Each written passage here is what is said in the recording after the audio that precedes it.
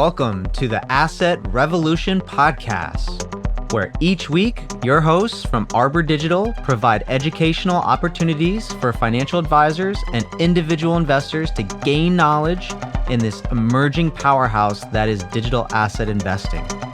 The Asset Revolution podcast is your connection to the future of digital assets and an opportunity for anyone to get off zero. Let's dive in.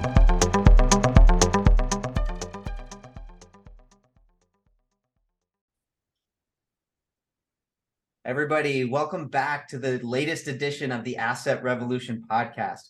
I am very excited for today's episode. I have an esteemed guest joining me today, Jennifer Murphy, who is the CEO and founder of RUNA Digital Assets, who is an investment manager specializing in crypto assets, just like what we do at Arbor, just in a little bit of a different way. So Jennifer, thank you so much for joining me today. Thanks for having me, Mark. I'm excited.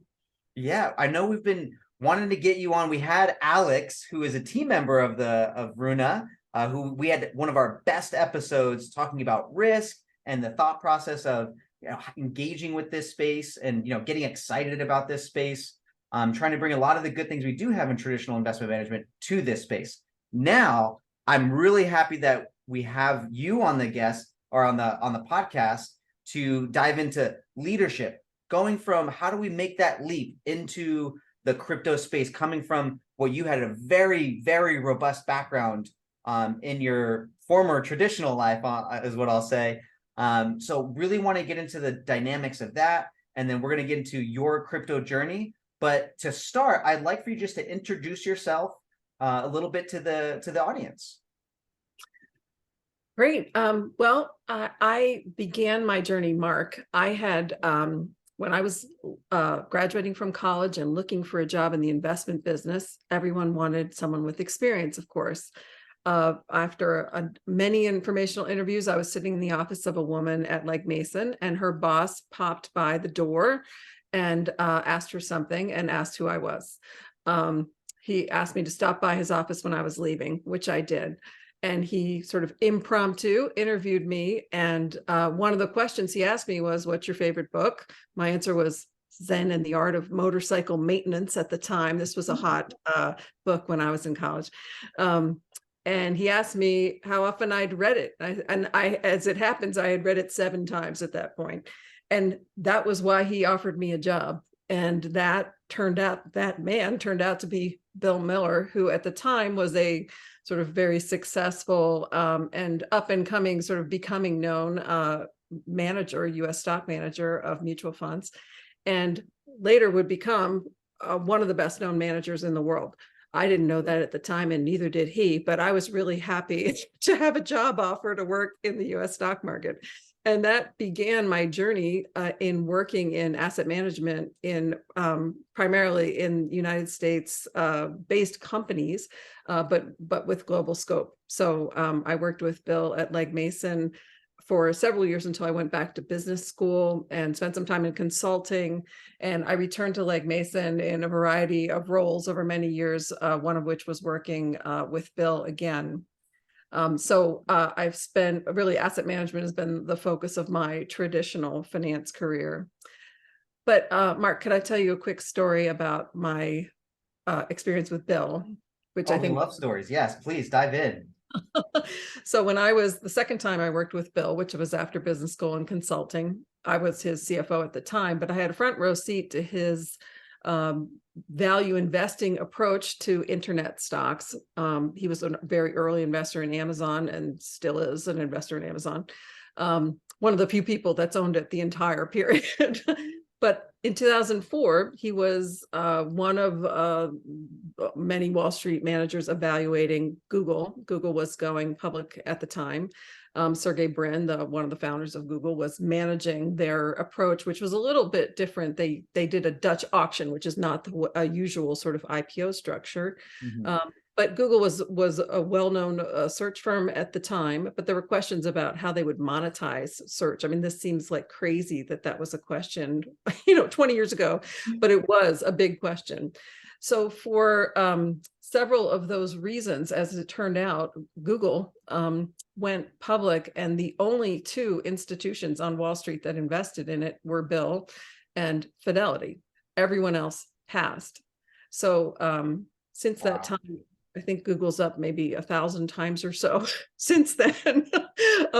So it was one of the best investments of the next 20 years by far, and almost no one invested in it. And that for me was a very formative experience in my career in asset management, watching Bill reframe how to think about companies and how to think about their potential returns had a huge influence on me.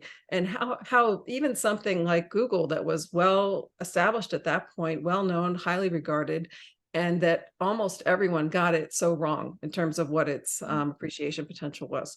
So really just can't say enough about how much I learned from watching Bill and the evolution of his thinking and how much that influenced mine. And so, Absolutely. yeah, I'm so yes. sorry. Can I stop you right there? And I love this because this is we're just going to dive right in here. I would love to linger there for a second. Can you share a little bit of your experience? Can you go back into that time for a second to see what do you remember, or can you pinpoint what were some of the things that he was saying or what he felt when he was being one of these only? What was he saying that everyone else wasn't, or what was he being challenged on? Can you pinpoint anything for us? Absolutely. So great example is Amazon. At the time, if you go back and read Jeff Bezos' initial letter to investors, he said in the letter, we're going to reinvest in the business. We are not going to run the business for margin or profitability. We're going to run it to build, a large platform. And that resulted in low profitability, not surprisingly. And as you know, Amazon started out as a bookseller. And one of the things that worked well for them was they were paid by their customers faster than they had to pay vendors. There was an analyst at the time that presented this as, this is a Ponzi scheme, that this is actually, Amazon is actually bankrupt because of they get paid before they have to pay. And this actually created an enormous issue for Amazon, and some of their vendors stopped selling to them as a result of it. The stock went down to $5, which I think was its all-time low. And the world sort of saw it as, hey, this is this bookseller, it's a sort of highly valued book retailer. And it seems incredible now that was how people thought about Amazon, but that's how they did. And Bill said, this is not a bookseller. This is a global retail platform, and maybe many other things too, but it's certainly that. And one of the things he drew on that actually people responded pretty well to was, he's a philosophy PhD candidate, and he studied Wittgenstein, and Wittgenstein sort of famously drew a triangle and said to people, you can think of this triangle in many ways. It might look like a cone, or an Egyptian pyramid, or you can imagine this triangle to represent many, many things. And Bill was saying, like, people need to look at Amazon and think about it differently. Like, look at what you're seeing, what it could be, and think about that in a different way. And he gave a lot of evidence to support that. He was dead right about that. Dead right. But again, most people did not have the courage to buy Amazon when it was trading at 5, or really often thereafter. Yeah. So that was just a great way that he sort of drew on his own training and his own thought process to see something that most other people didn't see. Well, thank you for diving into that. I feel like, part of, bringing on esteemed people such as yourself, we get to tap into some of these experiences. And I feel like even broader than the crypto is just general investing education and understanding that these are the types of things that, you will never hear about, but absolutely have shaped where we've gotten to today.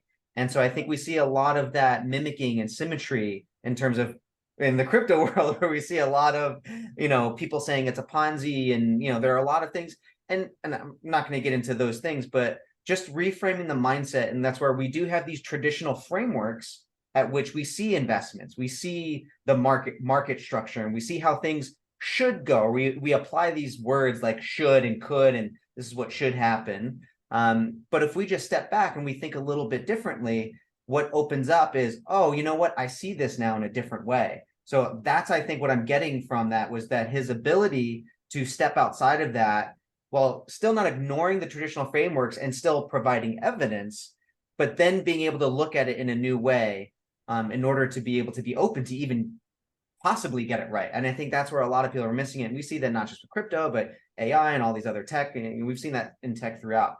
But anyway, thank you so much for diving into that. I'd like to now go into, so, okay, you've got this experience with Bill, Legg Mason, you've had many different roles, lots of wisdom to go into. So what was it for you? When did your crypto journey start? Well, not surprisingly, a big part of my crypto journey was Bill. Bill started investing in Bitcoin in 2013. Um, uh, you probably know, but the guy who's considered sort of ground zero for the for Bitcoin sort of proliferation in the Silicon Valley area is someone named Wences Casares.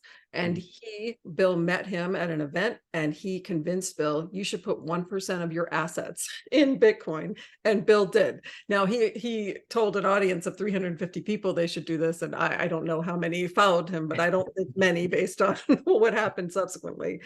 So I'd been hearing about Bitcoin from Bill for a while, but then one of the big things that affected me was at Western. I was then the chief operating officer of Western Asset. Western Asset's a global bond firm.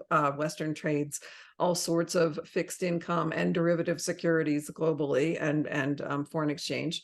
And so we were always, technology was very, very important to us, and operational efficiency was very important.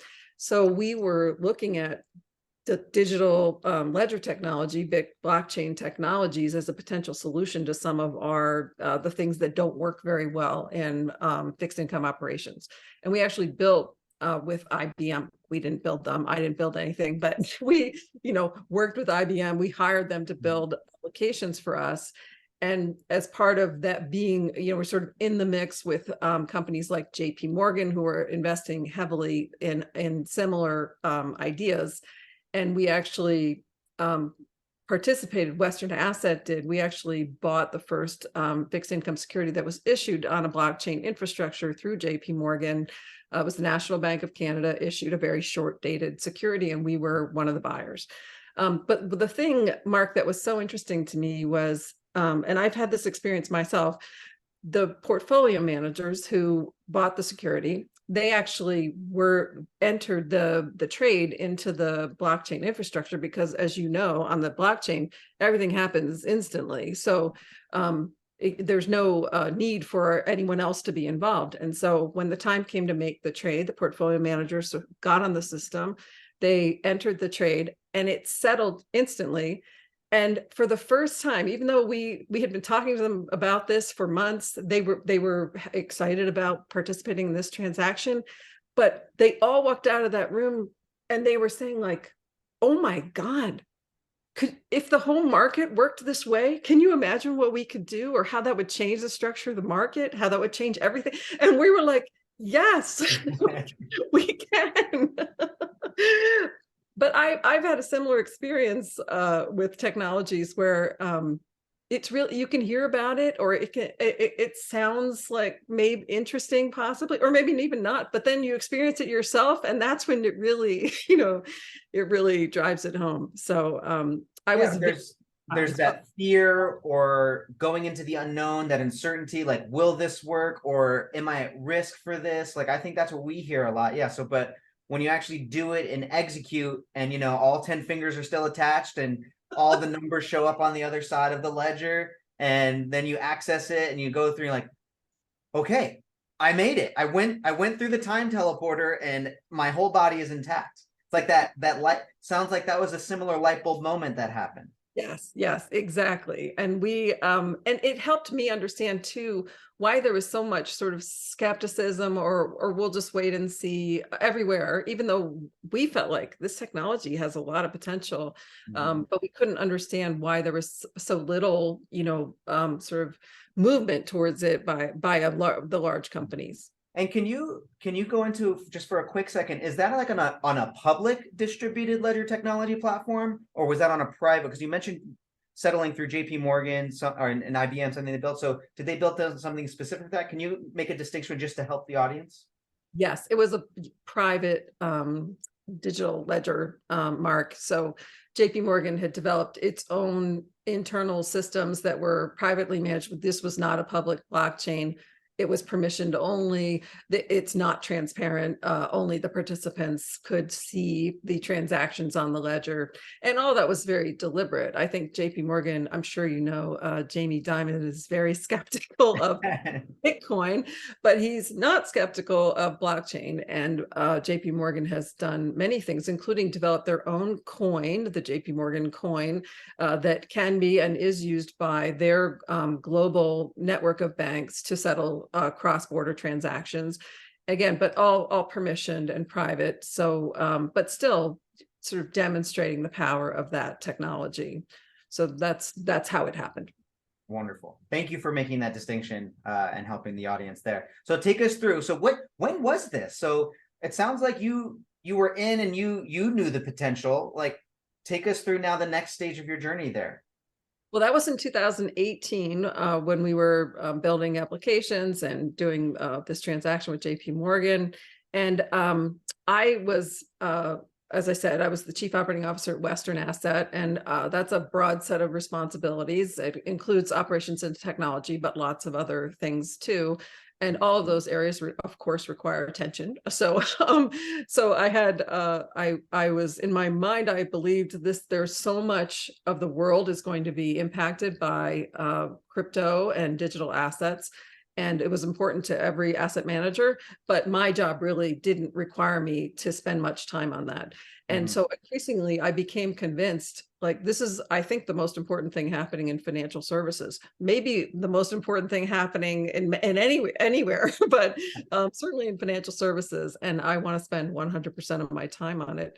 And so eventually, just about 2 years ago or so now, I let my boss know that I was going to leave and start my own company, because it seemed obvious to me, and still does, that at some point in the next several years, many people will, if not most people, will have a exposure to a portfolio of digital tokens, just like they have exposure to a stock portfolio through their 401k plan or through their Robinhood account or wherever. I think it's sort of natural to assume that this is a new asset class, and that's an investment that not only do I think most people are likely to have, but I think for reasons that we've written about, I'm happy to tell you about, I think it's critical that people don't miss it.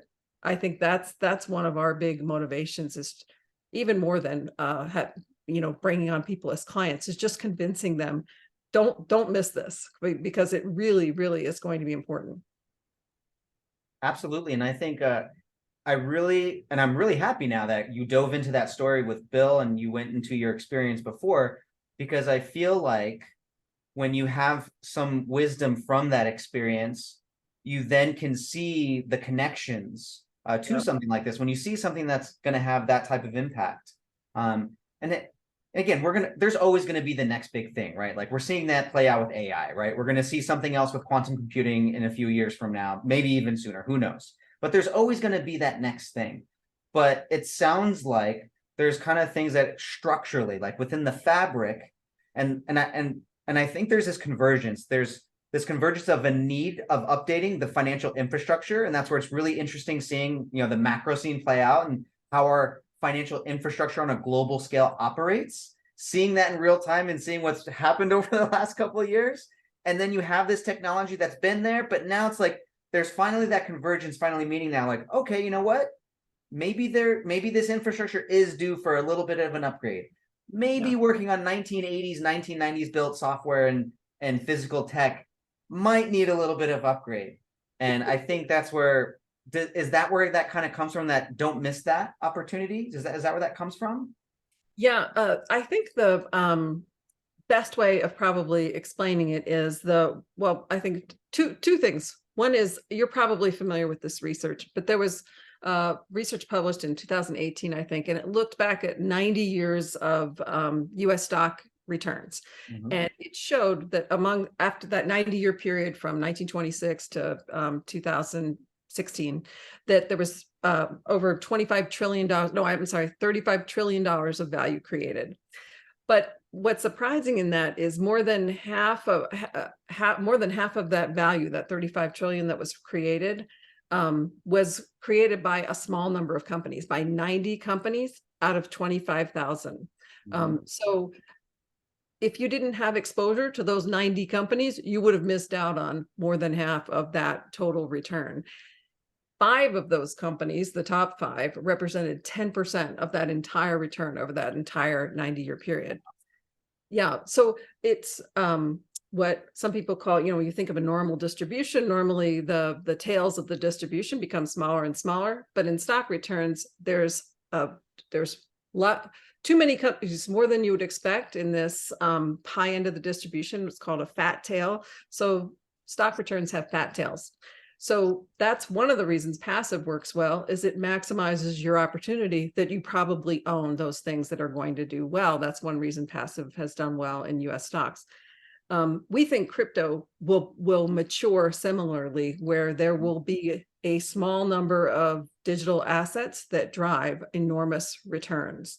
So that's one of our sort of don't miss it reasons is if people are focused on stocks and bonds as their primary investment characteristics, we think it's likely one or a handful of big value drivers over the next 20 to 30 years are going to be digital assets. And if I'm focused on sort of what has worked, I'm going to miss some of the biggest value drivers going forward. And we've spoken specifically about those things with the episode with Alex. So we are absolutely aligned there. So I'd like you to take us through now a little bit more on what else do you see? Where does it also come from where you see that this is just an evolutionary technology? Like what else do you see this impacting? Mark, another thing that I think one of the most important things about digital assets that I wish we would talk about more is the fact that these are networks that if you think about some of the most surprising things in the last 20 years of investing have been the behavior, the value creation that is possible from networks. So arguably things like Facebook, for example, is a great example of a network. A social network, yeah. A social network, but also things like Amazon is a network. Prime, customers are an important, network that make up Amazon. Apple products form a technology network. So these companies have far outperformed what anyone anticipated in forward-looking. When in the early 2000s, they've created far more value than even the most optimistic people at the height of the dot-com bubble. These companies have outperformed those things. And some of that is because of Metcalfe's law, which Alex probably mentioned in your discussion, or if she hasn't. But what Metcalfe's law essentially says is that the value of networks grows exponentially as they add more nodes to the network, more members to the network. So that characteristic means that if a network grows, that it has the potential to grow value exponentially beyond, its adoption growth. And that's a characteristic of virtually every digital asset. So that's not a characteristic of every US or global company. So I think that idea, that network idea and network effects are so powerful, and that virtually all digital assets share that basic understanding. And that's why in the way we invest, we focus on adoption as a critical evidence of traction and as a critical driver of value creation because of that idea of Metcalfe's law. Does that make sense? Makes a lot of sense to me. And I guess I love that this is what you want to talk about, because we take, not to say similar again, we take a very similar approach in when we are thinking as a top-down, researcher for any of these networks or protocols, whichever word you want to use. And, there's still, the terminology is still, the standards are still being built. So hopefully we'll have one word where everyone will come from the same meaning soon. But yes, as a network, that's where we start. And that's where, for us is from the traditional world, what we're taught, from a lot of my education, from this, the certified investment management analyst program that I took through Yale, or whether it was learning from other asset managers, a lot of the traditional frameworks at which you evaluate or, see the potential in a traditional organization or a business, the first thing you're going to look at is cash flows, revenues, dollars coming in. But when you're looking at a network, the most important thing is not you, and that it actually doesn't even exist. So one of the really interesting cases that we've used to help us get into the right mindset is really a lot of the work that A16Z did on network effects. And they have an entire network effects program where they talk about, what that even is and what is a network. And their case study on Pacific Bell, or the traditional phone networks we all use and love today, absolutely are critical. So when I'm talking to anybody and they're saying, how should I start looking at these?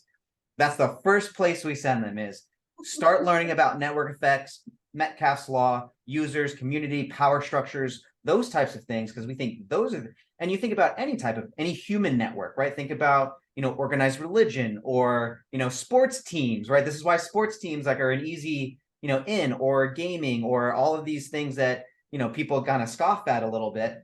The thing about it is all of those things bring people together to create nodes. And then you create those nodes on a global scale. And so that's kind of what we see as like network effects. So we're judging, the two questions we want to ask are, what does it mean to have a healthy network? And what does it mean to have a cryptographically true network? Because the thing with networks is you can be fooled easily. Are the users real users? Is the growth sustainable growth? Is it real growth? Are these users actually doing things on the network? Is this node that has 10 different connections to it, is it one connection and then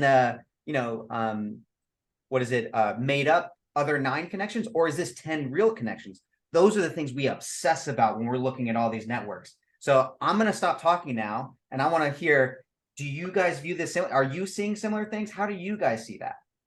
Yeah, Mark, that is all exactly right. It's all there's I think we're sort of under focused as an industry, not you apparently, but most others. I mean, how often do you hear people talking about networks and the characteristic of networks and all? But I think this is incredibly important and will help us, I think, frame for people why digital assets are so attractive.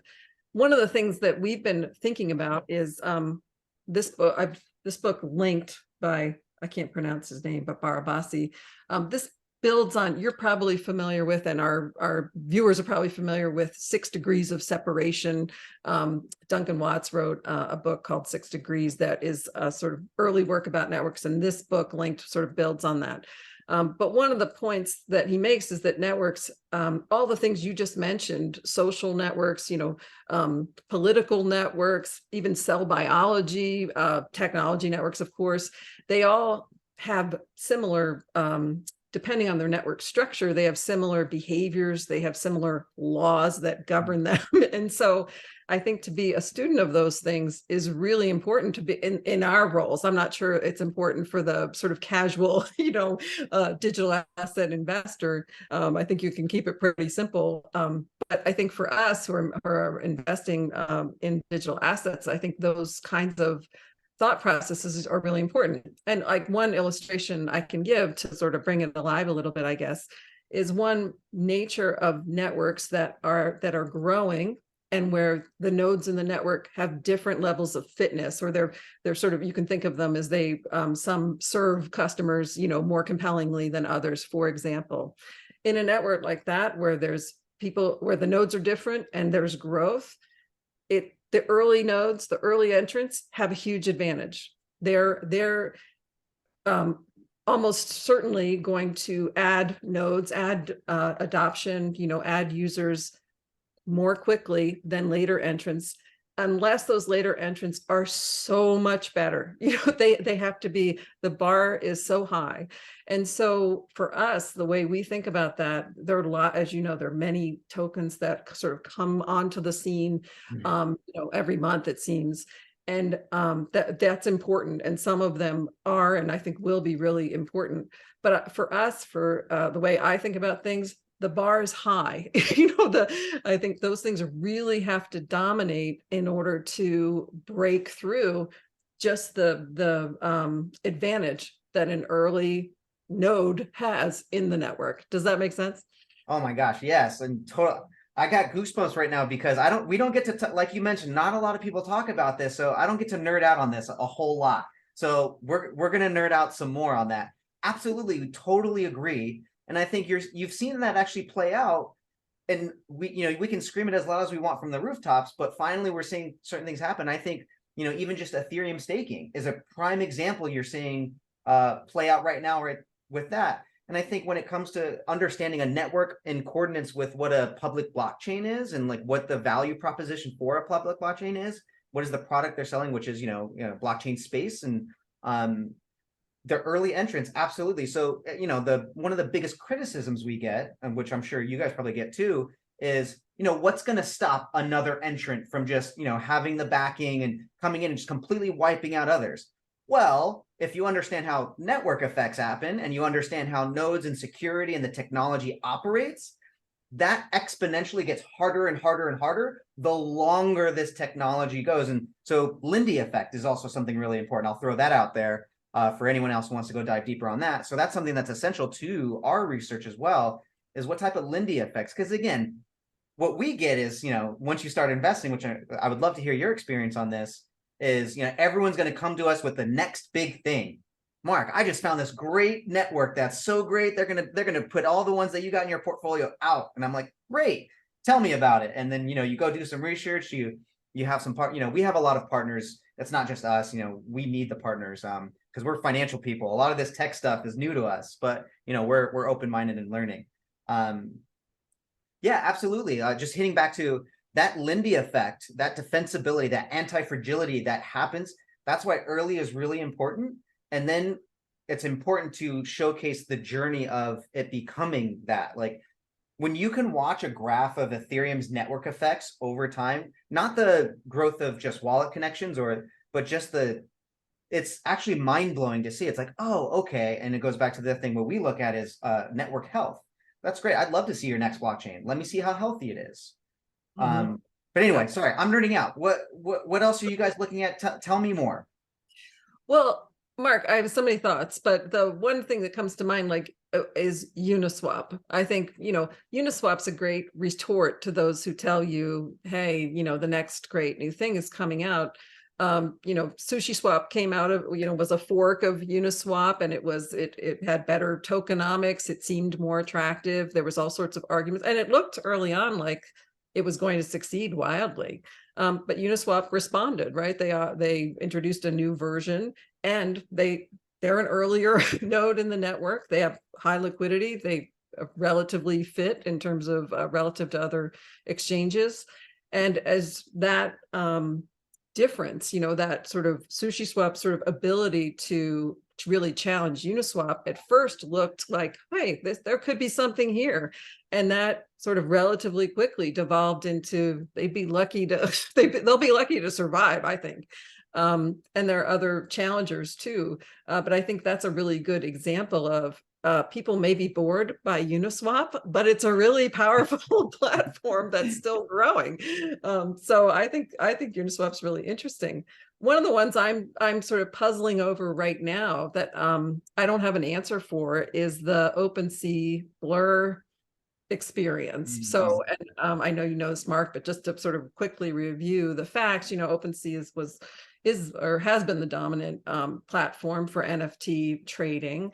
And then Blur was developed, and I don't know a lot about Blur, but it's really seems like it was developed to really attract the professional NFT trader.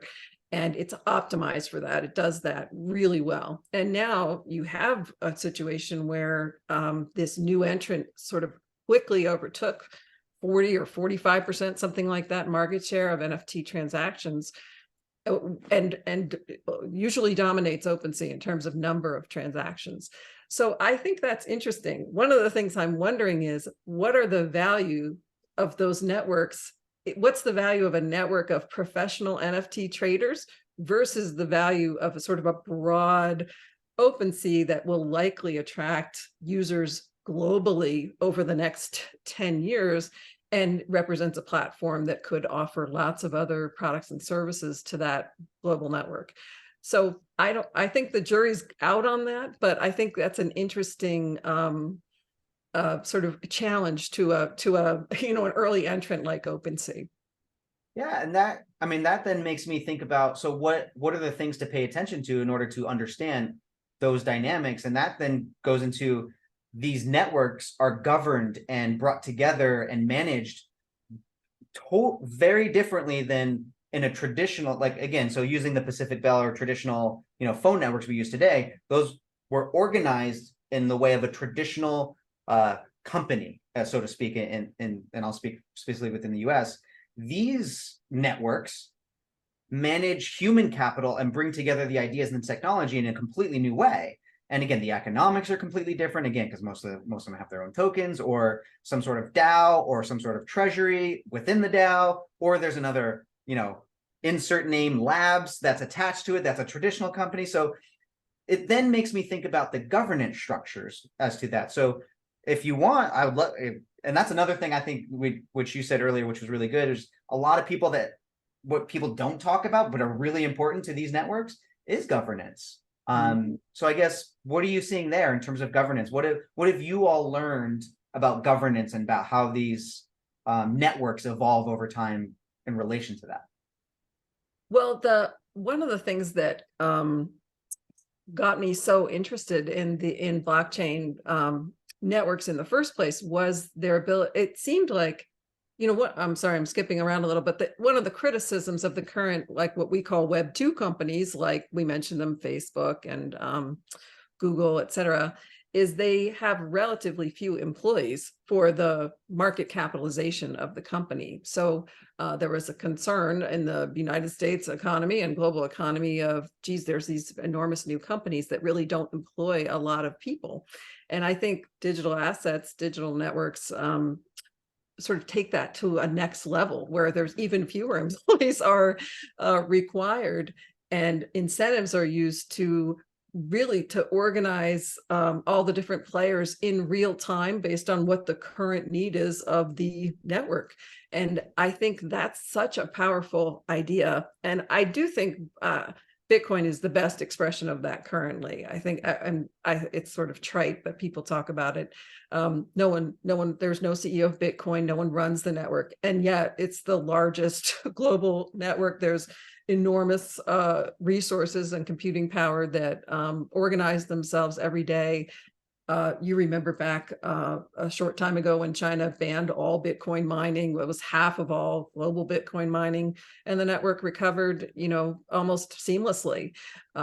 New miners came on, and now I think China is mining Bitcoin again too. But so these networks are very, if the incentives are right, which is, I think that's the whole enchilada to what you're talking about. I think with well-structured incentives, these networks can organize resources and players in real time to do whatever's needed at this stage of their maturity, which is like a mind-blowing idea to me. Yes. But as we've seen, one of the biggest struggles, for example, of the gaming and metaverse digital asset projects like Decentraland and Sandbox or Axie Infinity and others, is getting that incentive structure right. I think that's been a big challenge, but we're seeing a lot of experimentation. I think from that, new entrants are trying to learn from what others did and didn't do right, and try to sort of solve that incentive problem. But I don't have any great insights on this, Mark, but I agree with you. It's critical to the ultimate success of the asset class, I think. No, and I think knowing the connections in terms of how you think and what you're bringing up, that's why I love these podcasts, because you get to see it in real time, just the thought processes behind. And one of our goals with this podcast is to showcase that this space is not fraught with just people who are looking to buy, sell, and trade tokens and try to speculate and do those things. There's something very real here. And these are the types of conversations happening. You're not going to see it on a Forbes headline mostly, other than when the scams and all those other things are happening. But I love that we're hearing the connections happen in real time. And I guess where I'd like to take the conversation now is a little bit more to the other side. We've talked a lot more about like what's exciting about it, what's evolutionary, revolutionary about just blockchain and the assets themselves.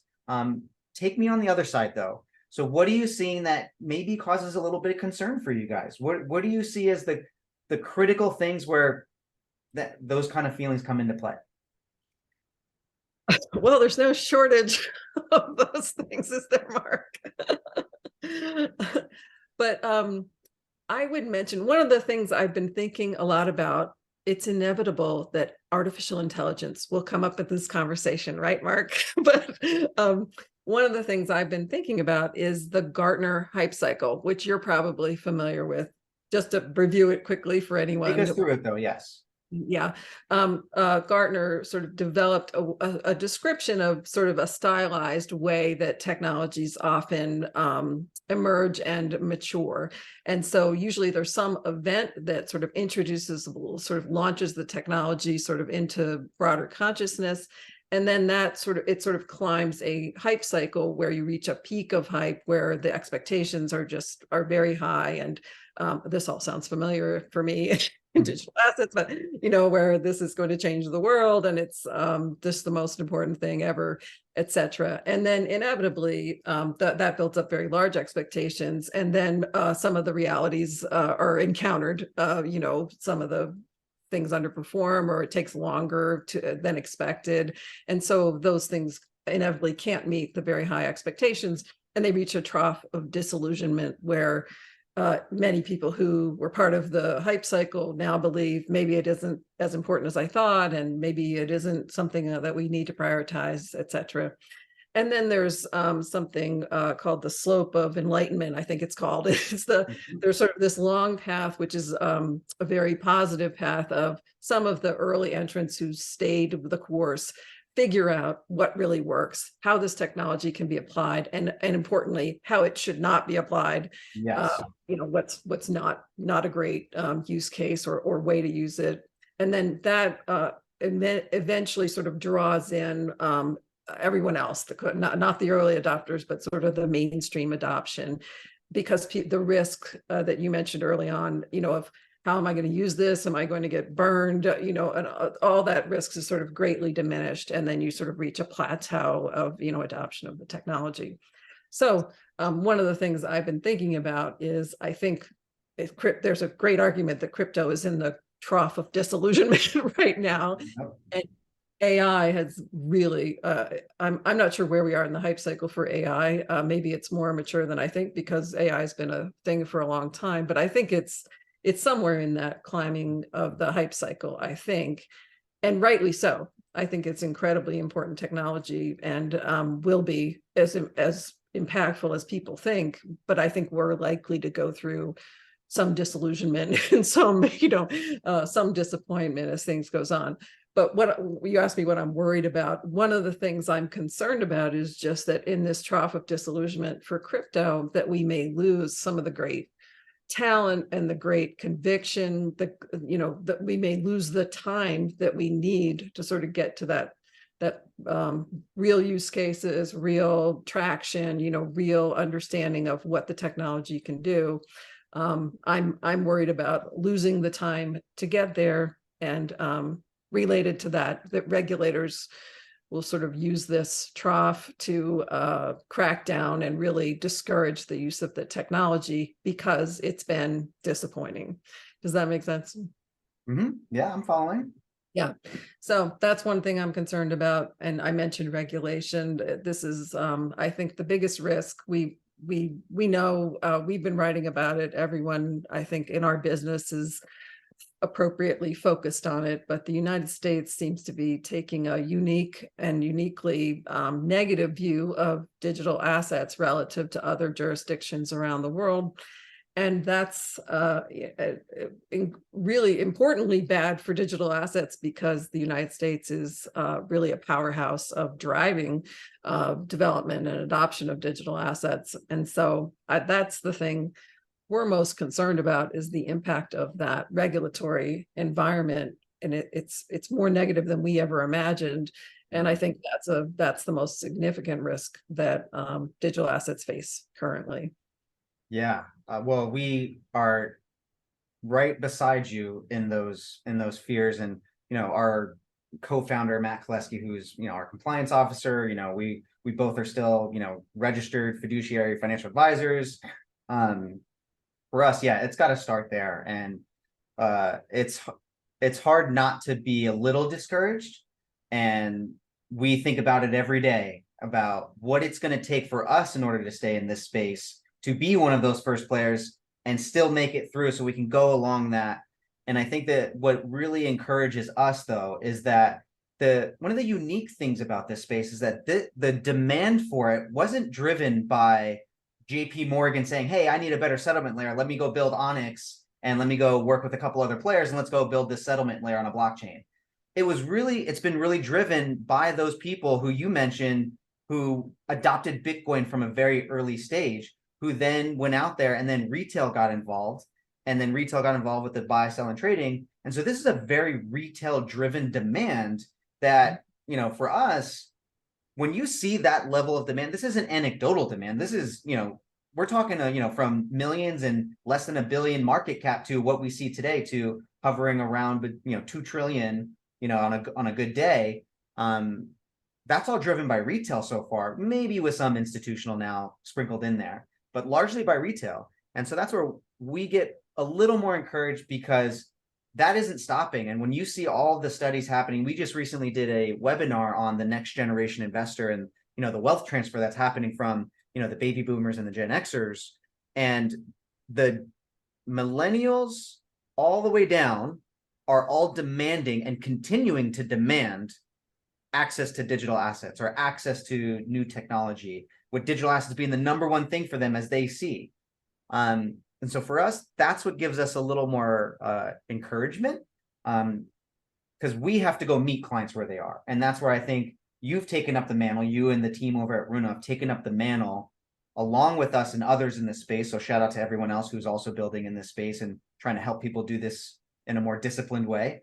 That's what encourages us in that realm. Yeah. Yeah, agreed. So there are plenty of things to be optimistic about. One of the things that it's great to be reminded of, we recently read a book by Carlotta Perez called Technological Revolutions in Financial Capital. It's just like it sounds. It's a very it's a heavy sledding read, but Alex and I, our partner Max, was reading it, and so we all picked it up. But one of the points Carlotta Perez makes is she goes through all of the technological revolutionary ages since the Industrial Revolution, of which, she says there's been 5 in that 200 plus years.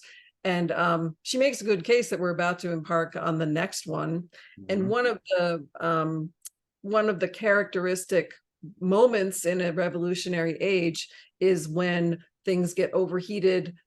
Too much money is chasing lots of different hype projects, and inevitably there's fraud, there's bad actors, there's excess, and because the new technology isn't well covered by the existing frameworks, institutions, regulations, etc. And so people go out of the lines. And what helps to bring everything back is ultimately regulation, institutions that alter to incorporate the new technology. And that's one of the things that helps bring about what she calls a golden age. And I think what Gartner would call that slope of enlightenment.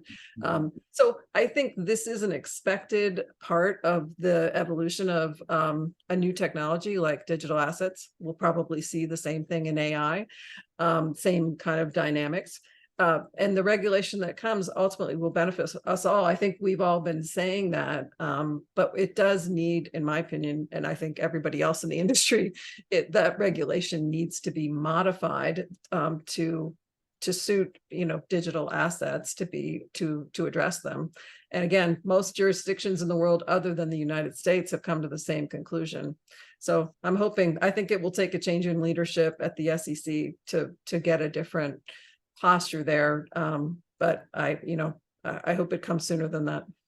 Absolutely. And that's a great place for us to kind of stop the line of thinking there before we go into another topic. But Jennifer, it has been so fun to jam with you on all of these things. I'm so happy we brought you on. I do like to end our conversations with these kind of rapid fire, quick fire questions. I hope Alex didn't prepare you for this because she's already been through it. But are you game to kind of go through some quick Oh yeah. one word or one liner answer questions? Okay. Okay, I know we've already kind of come to a few books on few education resources, but if there was one resource that you could say, and it can't be your own, that people need to read if they're getting into this space, what would it be? I think for me, the Bitcoin standard, Mark, that was one of the things where I first really understood what I thought I needed to know to have a lot of conviction about digital assets. Wonderful. What's a learning that you've taken from your traditional career that you think will be transitionable to your crypto career? We think valuation is relevant to crypto. It's hard to apply traditional valuation methods, but it's not hard to apply the concepts themselves. So we think ultimately digital assets have to be like all other investments. They have to deliver value back to the investors in order for it to make sense. So we don't think they're special. We think those approaches will need to be evolved for digital assets. Absolutely. Okay, so a non-crypto question. What is one of your favorite learnings from when you were younger from your parents that you take with you today? Oh, geez. Well, I think the thing that came to my mind was my mom did a great job of sort of giving us guardrails, but largely letting us operate autonomously, generally, within them. So I think that has been, I think, a good lesson for allowing a lot of independence and autonomy and initiative from myself and from other people to try to create an organization that enables that with just some sort of safety rails at the outside. I hope that answers your question. I love that answer because I get to end with make sure to give a big thanks from us and the whole industry to your mom for instilling that within you so that way you are doing what you're doing.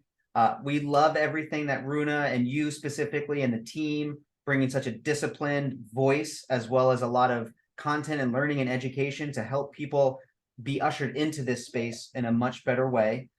So on behalf of that, thanks to your mom. Thank you to Runa. And last piece, where can people go find you, Runa, or anybody else? Where can you point them to?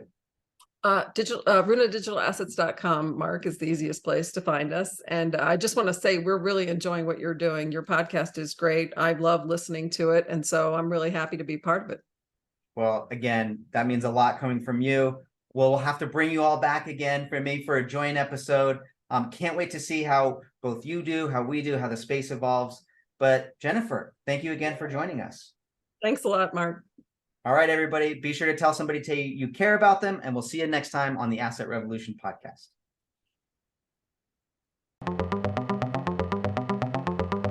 We appreciate you listening to this edition of the Asset Revolution podcast. I'm your host, Mark Nichols. Please don't forget to let us know how you like the show by rating and reviewing us on Apple Podcasts or wherever you like to listen. For more downloadable digital asset resources and educational opportunities, please visit us at arbordigital.io. We are here to help you get off zero safely and securely. Thanks again for tuning in, and be sure to tell someone you care about them. Cheers.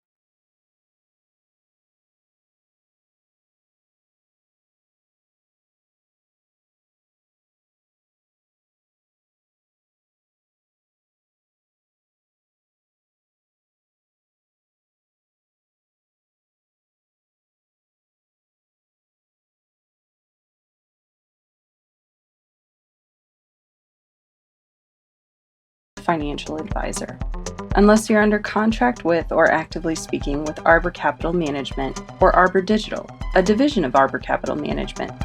This podcast is just that, a podcast. It is not financial, legal, or tax advice. If you have individual questions, please reach out.